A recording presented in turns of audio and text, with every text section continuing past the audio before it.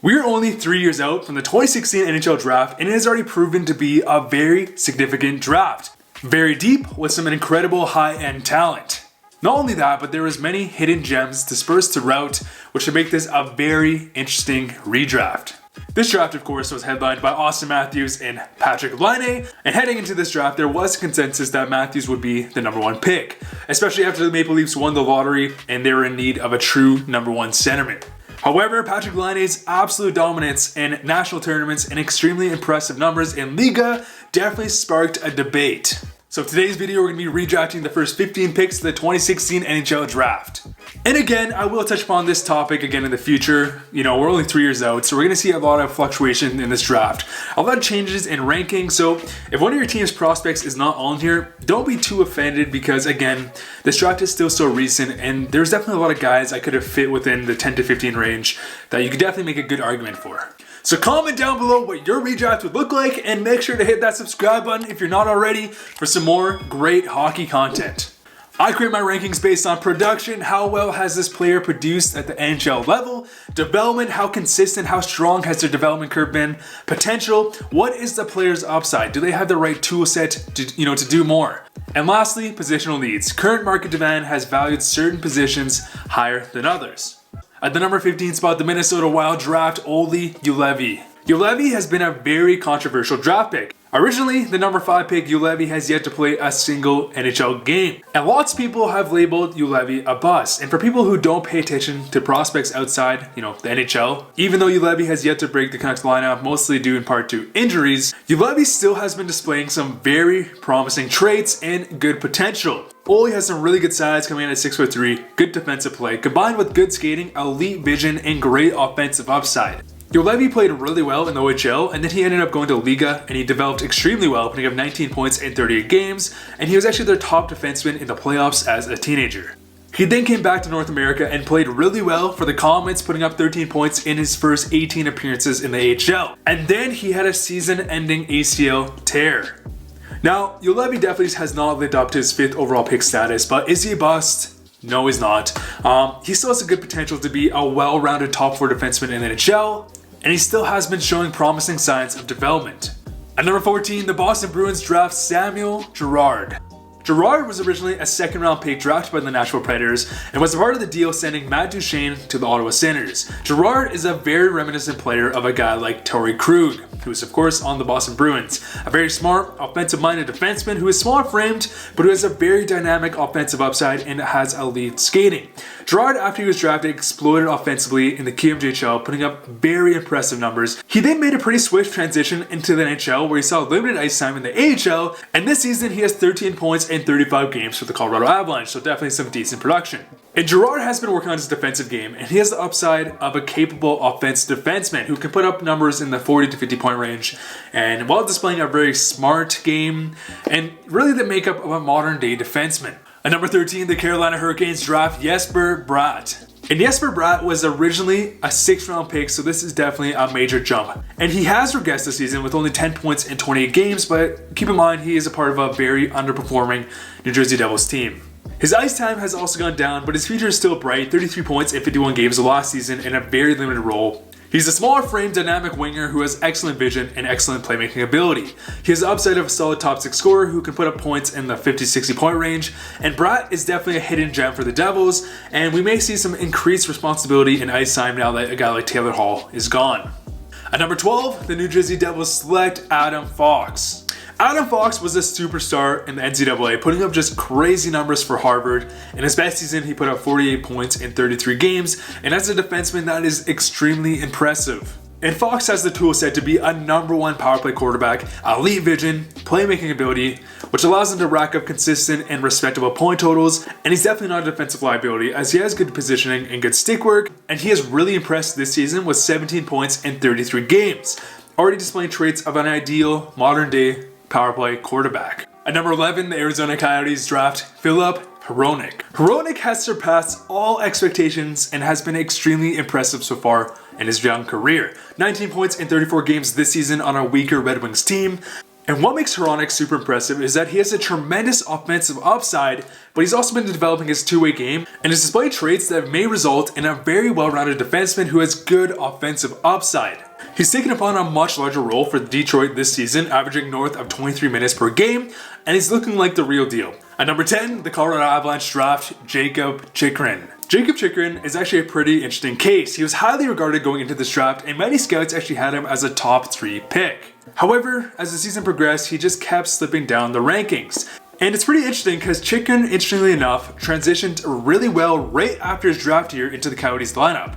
He has a very well-rounded game and displays some good offensive upside. He doesn't have the same offensive potential as a guy like Adam Fox or Filip Hronek, but he does have a much better defensive game. More well-rounded. 15 points in 37 games this season, playing on a very exciting Coyotes roster, and Chychrun has displayed a very consistent and reliable game. At number 9, we have the Montreal Canadiens, and I have them selecting Clayton Keller. Keller is an extremely crafty, smaller frame forward who has an excellent development record. He had a fantastic rookie campaign, putting up 65 points in 82 games, and he finished actually 3rd that year in Calder voting. He has 25 points in 37 games this season, and given the Coyotes' current transformation we are seeing, and given, Keller's raw talent, I can really see him exploding here in the next upcoming years, especially on a power play that now contains Phil Kessel, Feel the Thrill, Taylor Hall, Oliver Ekman-Larsson, and Keller, who himself is an amazing setup man. At number 8, the Buffalo Sabres draft Mikhail Sergachev. Sergachev is a dynamic two-way defenseman who's been an excellent addition to Tampa Bay's blue line. He still plays more of a sheltered role compared to some other players, but his offensive upside has been fantastic. 18 points in 33 games this season, 40 points in 79 games in his rookie campaign. And when you consider his size, his potential, his offensive capabilities, Sergachev has the upside to be a rounded top 2 defenseman. It's a bit harder to judge Sergachev's point production because he's definitely been a bit inflated. His points have been a bit inflated when you consider he's been playing on such a deep, offensively gifted team. But there's no mistake that he's already proven to be a great top 4 defenseman. At number 7, the Arizona Coyotes draft Charlie Mcavoy. Mcavoy, like Sergachev, had a prolific transition into the NHL, 32 points in 63 games in his rookie campaign, and he's a very solid two-way defenseman. Mcavoy has definitely been more consistent and more reliable in his own end over a guy like Sergachev, and possesses a fantastic two-way game. Great vision, great passing, good transition game.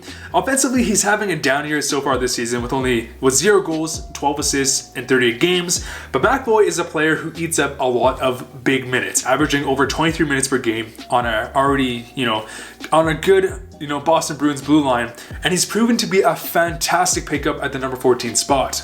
At number 6, we have the Calgary Flames, and I have them drafting Carter Hart. And the Flames would be just head over heels if they had a guy like Carter Hart within their system. I mean, not that Tkachuk was a bad pickup whatsoever, obviously we're going to see in this redraft, but Carter Hart has been displaying the upside of a franchise goaltender. He came in last season and he performed extremely well with a 2.83 goals against average, and this season he has persisted just to play extremely well. In 24 games, he has a 2.33 goals against average and a 912 save percentage, and judging goaltenders is always a pretty slippery slope, as they have a very interesting development curve compared to obviously forwards or defensemen, but Hart really does have the tool set to be a franchise goaltender, and the future is looking really bright for Carter Hart.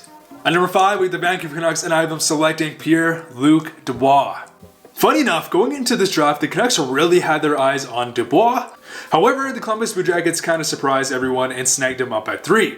Now, Dubois had to take charge of this Blue Jackets offense this season, especially after the departure of Panarin and Matt Duchene this offseason. And Dubois has displayed a very good development. 27 goals last season, 24 points in 35 games this season, and he's a very well-rounded and responsible centerman who has the upside of being that first-line center. I do see him more as a 1B, 2A type centerman, but he plays that complete game, and he's been impressing this season on a squad who went through it this past offseason.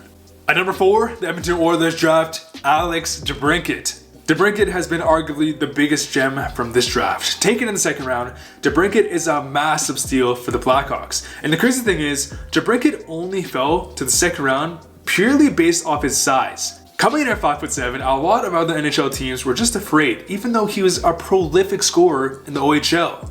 And Debrincat is currently a very lethal goal scorer at the NHL level. 28 goals in his rookie campaign, 41 goals last season, and he's off to a slower start this season with only 8 goals, 25 points in 36 games. And Debrincat has made many scouts have to think real hard when passing up on someone just based off their size. At number 3, the Columbus Blue Jackets select Matthew Tkachuk. Tkachuk is a player that every single team wants. He's gritty, he can throw the body, he plays with sandpaper, yet he has tremendous offensive upside. And this type of tool set is very rare. In a game where checking forwards have been kind of getting phased out, someone like Tkachuk, who is, he can throw the body but has explosive offensive upside, has proven just to be very valuable. 34 goals, 77 points last season, and he has hands down been the best Flames player this season with 29 points in 36 games. Kind of a down year, but the whole team is kind of shaken up. At number 2, the Winnipeg Jets are still selecting Patrik Laine.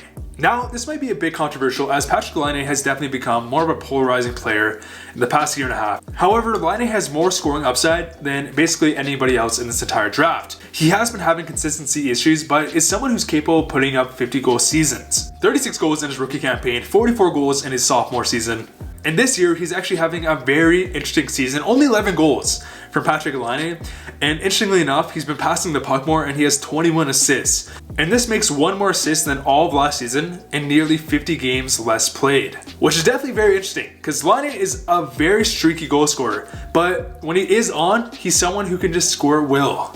And finally, with the number 1 pick, the Toronto Maple Leafs draft, Auston Matthews.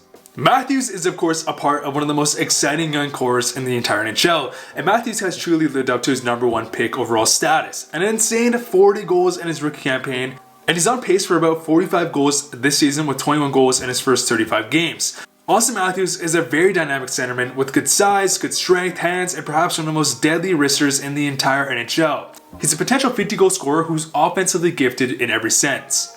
Anyways guys, there is my redraft of the 2016 NHL Draft. Definitely comment down below what your redraft would look like.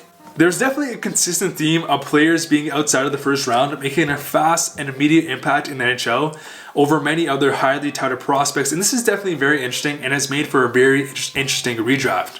And again, of course, we're going to see some massive changes in the rankings, a lot of fluctuation throughout the following years, so definitely take recent redrafts with a very fine grain of salt.